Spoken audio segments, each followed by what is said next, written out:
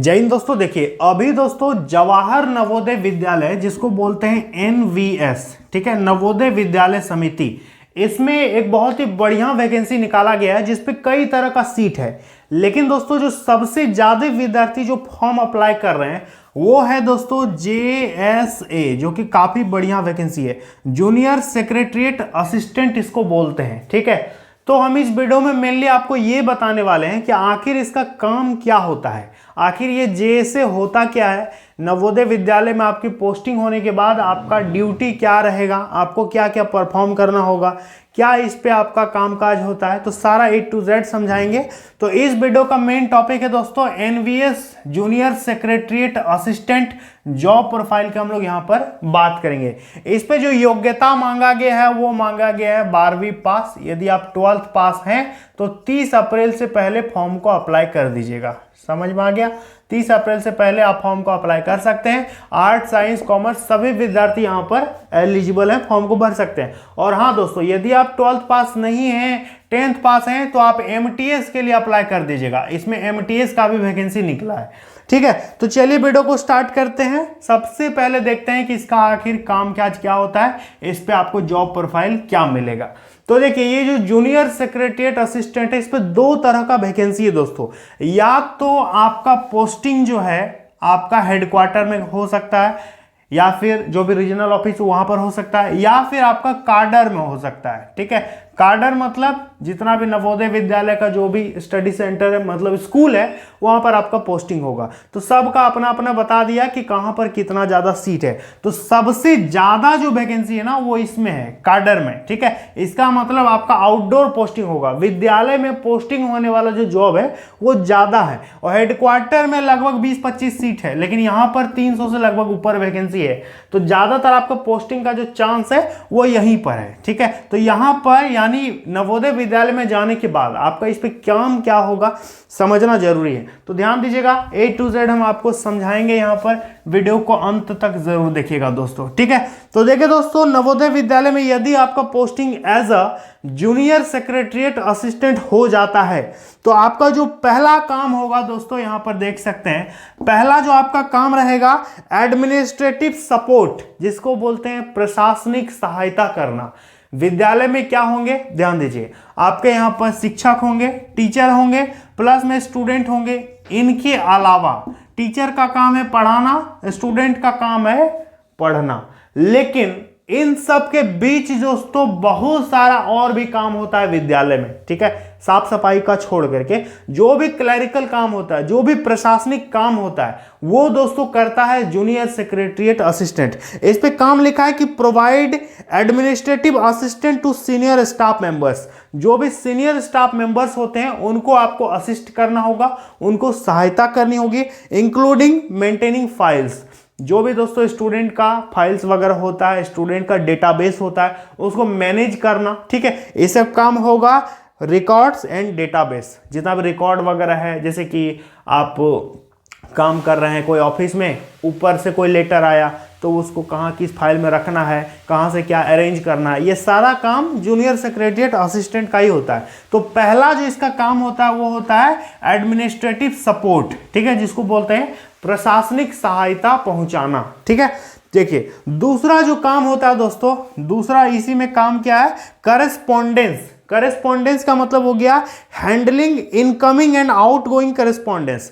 जैसे कि दोस्तों आपको पता है कि नवोदय विद्यालय जो होता है वो सीबीएसई बोर्ड से एफिलिएटेड होता है। ठीक है, सीबीएसई बोर्ड के ये अंतर्गत दोस्तों आता है। तो सीबीएसई के थ्रू से, जैसे कि मानते हैं आप बिहार बोर्ड के स्टूडेंट हैं, कोई स्कूल में आप पढ़ रहे हैं, तो क्या होता है कि जैसे कि बिहार बोर्ड को यदि कोई लेटर भेजना है तो वो इशू कर देगा सब डीओ को, सब डीओ भेज देगा सब स्कूल में।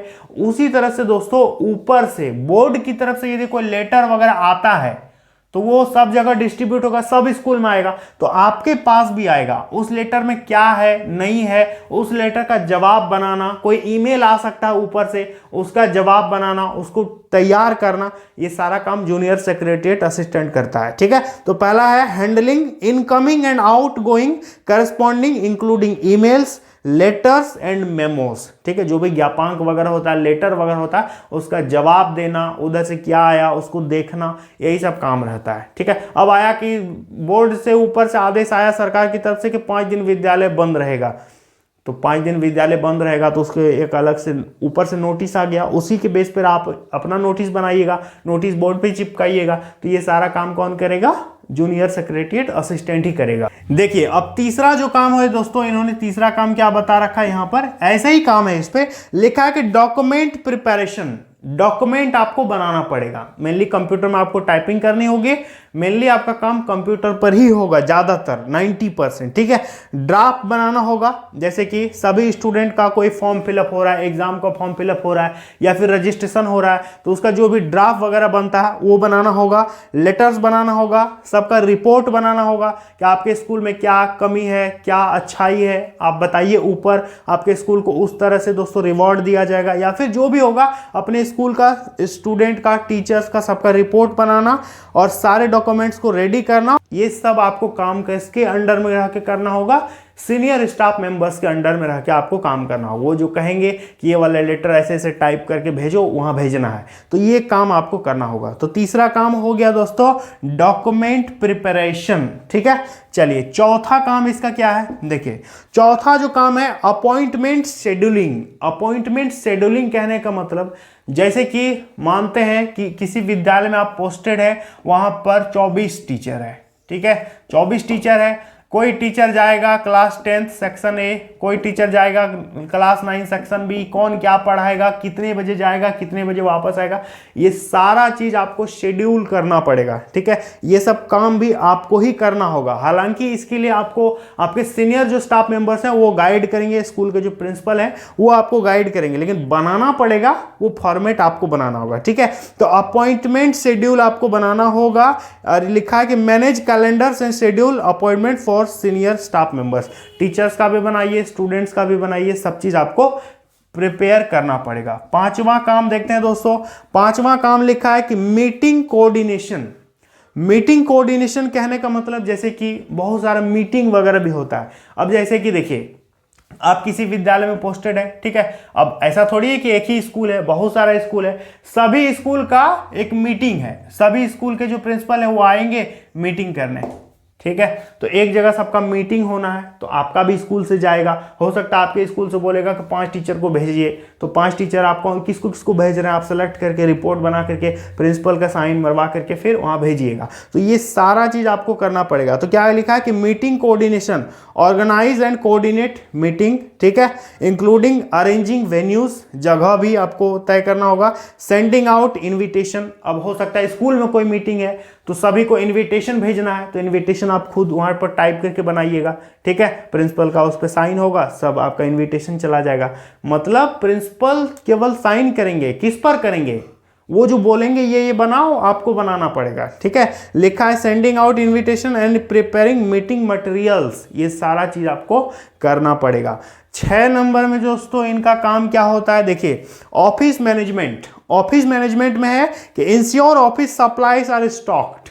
ऑफिस में जितना भी तरह का जरूरत का सामान है, जैसे कि पहले होता था कि जैसे कि ब्लैक बोर्ड है, चौक खत्म हो गया, कितना चौक चाहिए, क्या चाहिए, झाड़ू नहीं है, ये वो नहीं है, या फिर पेन नहीं है, red pen, green pen, blue pen, तरह तरह का पेन, तो ये सब जितना भी ऑफिस में काम काज है, ये फाइल 50 फाइल चाहिए, ब्लैंक फाइल, तो वो सारा चीज आपको अरेंजमेंट करना होगा। ठीक है, office management, ensure office supplies are stocked, stock में है कि नहीं ये देखना होगा। मैनेज ऑफिस इक्विपमेंट, ऑफिस में जो भी इक्विपमेंट है उसको मैनेज करना होगा। And handle routine office maintenance task. ठीक है, समय समय पर आपको सारा चीज को देख रेख करना होगा। ठीक है, 7 नंबर जो इनका काम है दोस्तों, देखिए 7वां जो इनका काम रहता है कि ट्रेवल अरेंजमेंट। ट्रेवल अरेंजमेंट का कहने का मतलब coordinate travel arrangement for staff members including booking flights, hotels and transportation.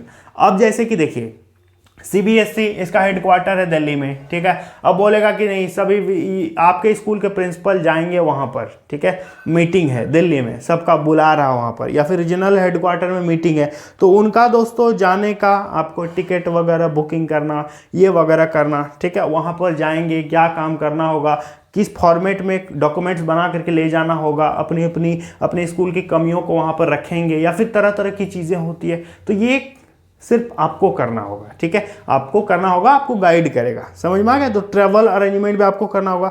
8 number में दोस्तों, 8 नंबर इनका काम है कम्युनिकेशन। कम्युनिकेशन कहने का मतलब इंटरेक्ट विथ स्टूडेंट्स, स्टूडेंट के साथ भी आपका इंटरेक्शन रहेगा, पेरेंट्स के साथ भी इंटरेक्शन रहेगा, and other stakeholders providing information and assistance as needed. जब भी जिस चीज़ का भी जरूरत होगा आपको सबके साथ कोऑर्डिनेशन बना करके काम करना होगा, टीचर के साथ, स्टूडेंट्स के साथ, पेरेंट्स के साथ, ठीक है, क्योंकि आप एक क्लर्क हो वहाँ पर। समझ में आ गया? टीचर तो पढ़ाते हैं, स्टूडेंट पढ़ते हैं, लेकिन इन सब चीज़ को मैनेज करके रखना ये भी एक क्लर्क की जिम्मेदारी है, ठीक है। प्रिंसिपल्स के गाइड में जो भी सीनियर स्टाफ मेंबर्स होंगे उनकी देखरेख में आपको काम करना होगा, वो जो बोलेंगे आपको करना पड़ेगा।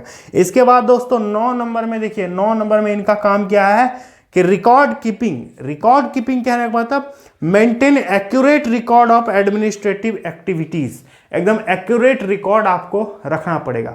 अब जैसे कि पूछ देगा कि 2021 में एक दिन छुट्टी था, तो कैसे छुट्टी था, किस मेमो नंबर के अंतर्गत छुट्टी दिया गया था, उसका ज्ञापन आप ऊपर का लेटर दिखा दीजिएगा कि ऊपर से लेटर आया था ऐसा ऐसा, इसलिए उस दिन छुट्टी था। तो दोस्तों आपको प्रॉपर रिकॉर्ड मेंटेन करके रखना पड़ेगा। समझ में आ गया? जैसे कि इस जगह इतना ये चीज़ कमी है, जैसे कि समय समय पर यदि कोई छत टूटा हुआ है तो उसको रिपेयर करने के लिए लेटर बना करके भेजना होगा, उधर से फिर बजट पास होगा, वो सैंक्शन होगा पैसे, फिर आपको वहाँ पर सारा चीज़ होगा। तो ये दोस्तों रिकॉर्ड कीपिंग करना, including expense, budget and personal record, आपको सबका रिकॉर्ड मेंटेन करना है। इसके बाद स्पेशल प्रोजेक्ट, 10 नंबर जो इनका काम है वो है स्पेशल प्रोजेक्ट। स्पेशल प्रोजेक्ट कहने का मतलब असिस्ट विद स्पेशल प्रोजेक्ट्स और events as assigned by senior staff members. अब जैसे कि देखो कोई प्रोग्राम हो रहा है, कोई कल्चरल प्रोग्राम हो रहा है, जैसे 15 अगस्त, ठीक है। अब 15 अगस्त को कोई प्रोग्राम हो रहा है, आपके स्कूल में चीफ गेस्ट कोई आ रहे हैं, जैसे कि मान लेते हैं उस डिस्ट्रिक्ट के डीएम चीफ गेस्ट होंगे उस जगह, ठीक है।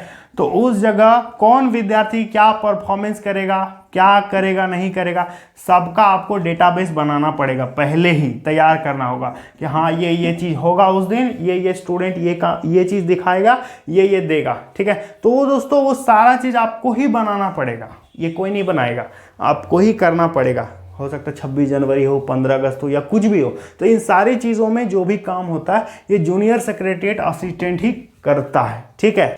अब हम आपको एक बार में बता देते हैं कि इसका आखिर काम क्या होता है। देखिए आप जो है जूनियर सेक्रेटरीट असिस्टेंट, एक है क्लर्क, ये क्या है, एक क्लर्क है जो कंप्यूटर पे काम करेगा, ठीक है। आज के टेक्निकल ज़माना में कोई भी लेटर वगैरह बनता है तो सीधा टाइप करवाएगा, आपको बहुत ज़्यादा टाइपिंग करना पड़ेगा, लेटर बनाना पड़ेगा, सारा चीज़ काम करना पड़ेगा।